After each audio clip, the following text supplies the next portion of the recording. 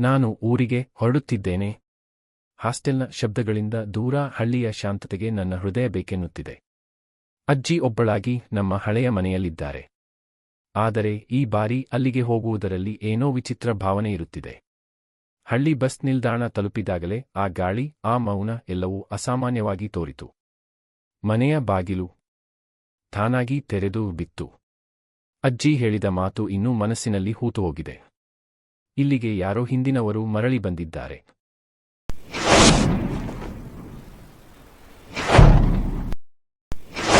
ಆ ರಾತ್ರಿ ನನಗೆ ನಿದ್ರೆ ಬರುತ್ತಿರಲಿಲ್ಲ. ಶಬ್ದವಿಲ್ಲದ ಆ ಮೌನ, ಆ ಗಾಳಿಯ ತೂಗುಟ ಏನೋ ನನ್ನನ್ನು ಕರೆದಂತಿತ್ತು. ಅಚಾನಕ್ನ ನನ್ನ ಕಣ್ಣು ತೆರೆಯಿತು. ಎಚ್ಚರವಾಗಿದೆ. ಆದರೆ ಅದು ಕನಸು ಆಗಿರಲಿಲ್ಲ. ಅದು ಎಚ್ಚರದ ಕನಸು. ನಾನು ಮನೆಯ ಹಳೆಯ ಕೊಠಡಿಗೆ ಹಾದು ಹೋದೆ.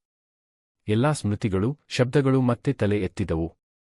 ಬಾಗಿಲು ಸ್ವಲ್ಪ ಸ್ವಲ್ಪವಾಗಿ ತೆರೆದು ಕಿರುಚಿದಾಗ ನನ್ನ ಹೃದಯ ಬಡಿದಿತು. ಅಜ್ಜಿ ಕೋಣೆಯಲ್ಲಿ ಕುಳಿತಿದ್ದಳು. ಆದರೆ ಅದು ಅಜ್ಜಿ ಅಲ್ಲ. ಅವಳನ್ನು ಏನೋ ಹಿಡಿದಂತಿತ್ತು. ಅವಳ ಕಣ್ಣುಗಳು, ಮಾತುಗಳು. ನಾನು ನೋಡಲಾಗಲಿಲ್ಲ. ನಾನು ಓಡಿದೆ. ಮನೆಯ ಹೊರಗೆ ತೂರಿ ಬರುವ ಮಂಜಿನ ನಡುವೆ ನಾನು ಹಿಂಬಾಲಿಸಲಾಗುತ್ತಿರೋ ಹೆಜ್ಜೆಗಳ ಶಬ್ದ, ಕಾಡಿನ ನಿಶಬ್ದ. ಅವನು ಅಲ್ಲಿ ನಿಂತಿದ್ದ, ಒಂದು ಪುಟ್ಟ ಸಮಾಧಿಯ ಬಳಿ.